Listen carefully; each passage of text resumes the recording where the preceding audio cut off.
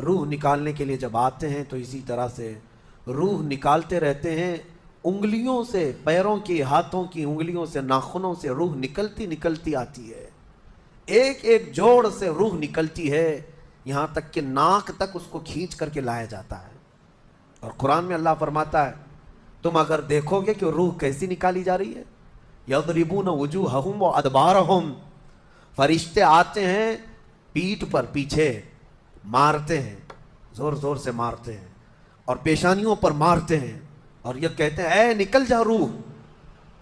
اللہ فرماتا ہے تم اگر دیکھو گے کہ فرشتے کس طرح روح نکالتے ہیں تو کانپ کر رہ جاؤ گے، مار مار کر کے روح کو نکالا جاتا ہے۔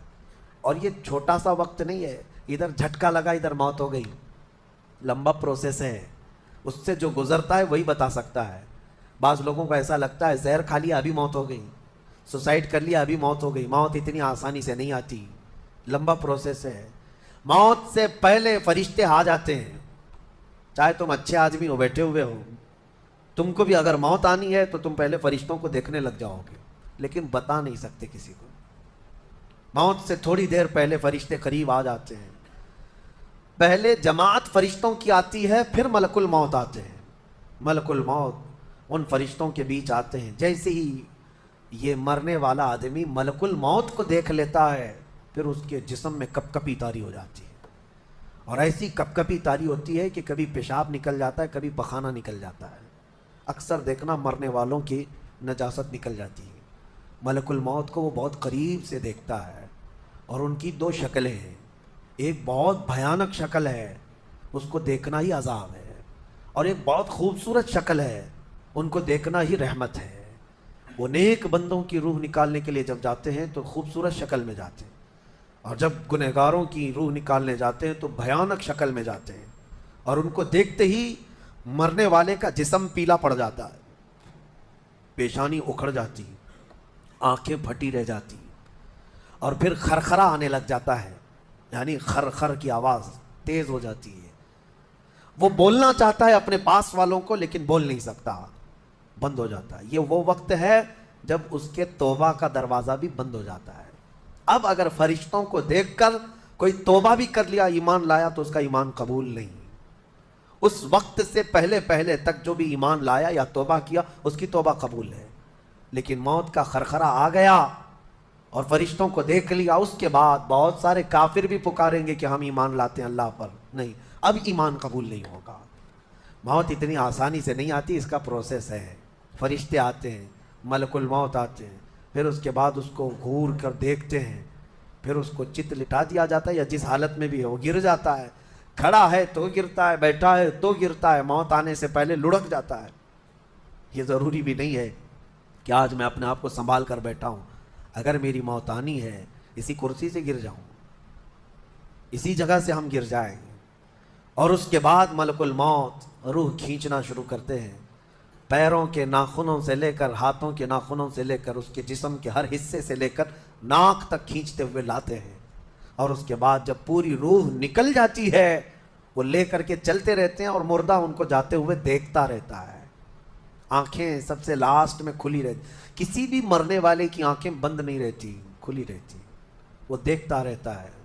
اسی لیے حدیث پاک میں ہے جب کسی کی روح نکل جائے تو سب سے پہلے تم اس کی آنکھیں بند کر دو، ہمیں بند کرنا ہوتا ہے، اور اس کے بعد منہ بھی کھلا رہ جاتا ہے، منہ اوپن رہ جاتا ہے، فرمایا گیا منہ کو دبا کر بند کر دو۔ یہ سب نشانیاں ہیں میرے عزیزوں موت کی سختیوں کی۔ آپ کو پتہ ہے جب رسول کریم صلی اللہ تعالیٰ علیہ وسلم کی وفات آئی، اللہ اکبر، نزع کا عالم اتنا سخت تھا کہ بار بار حضور اکرم صلی اللہ علیہ وسلم کو پورے پانی کے مٹکے انڈیل دیے جا رہے تھے، 3 مٹکے حضور پر انڈیل دیے گئے موت سے پہلے، اور حضور اس کے بعد تھوڑا آرام محسوس کرتے اور پھر شدت کا بخار۔ اور وہ آخری وقت تھا جب حضرت فاطمہ آپ کے پاس آئی تھی، حضور نے ان کے کان میں بتا دیا، وہ رونے لگ گئی۔ کیا کہا تھا؟ حضرت فاطمہ کہتی ہیں حضور نے فرمایا اے فاطمہ اب میں جا رہا ہوں، میرا آخری وقت ہے۔ پھر ایک دوسرے کان میں ان سے کہا میرے خاندان میں سے سب سے پہلے تم مجھ سے ملنے والی۔ آج یوم فاطمہ بھی ہے، سیدہ کائنات کا آج یوم وصال ہے، 4 رمضان المبارک۔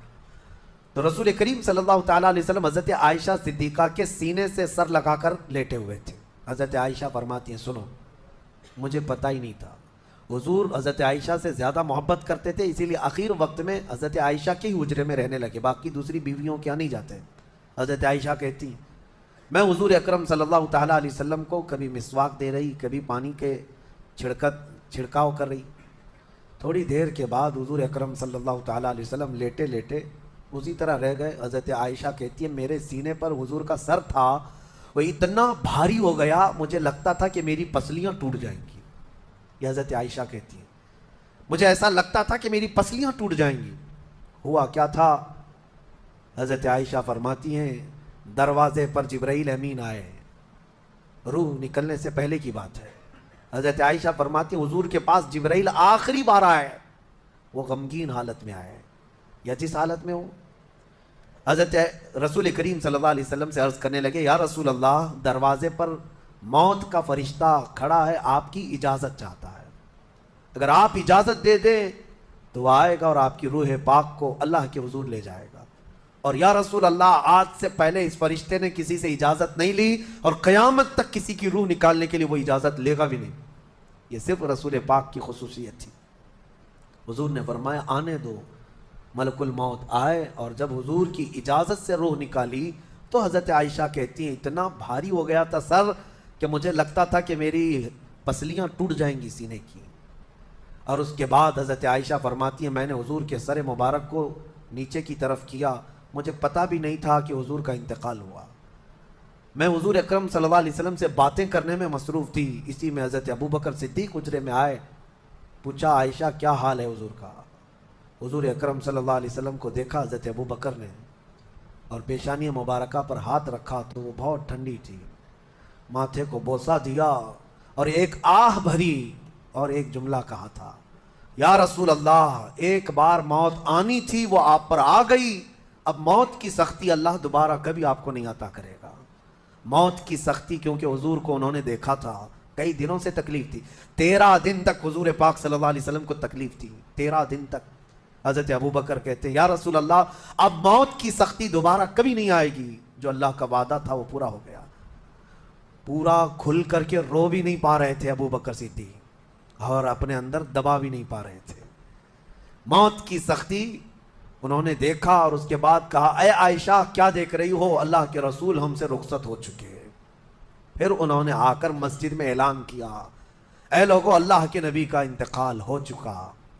اب مجھے یہاں یہ بتانا ہے اگر موت سے کوئی بچ سکتا تھا تو سب سے پہلا نمبر تو رسول اللہ کا ہونا چاہیے تھا، کیونکہ اللہ کے سب سے محبوب نبی وہی ہیں.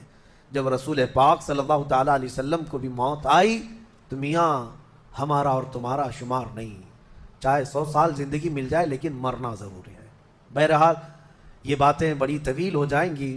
موت کا تذکرہ اس لیے بھی میں زیادہ کرتا ہوں کہ حدیث پاک میں ہے مومنوں کو یہ تذکرہ کرو تاکہ ان کو گناہوں سے نفرت پیدا ہو جائے اور آخرت کے سفر کی تیاری وہ شروع کریں.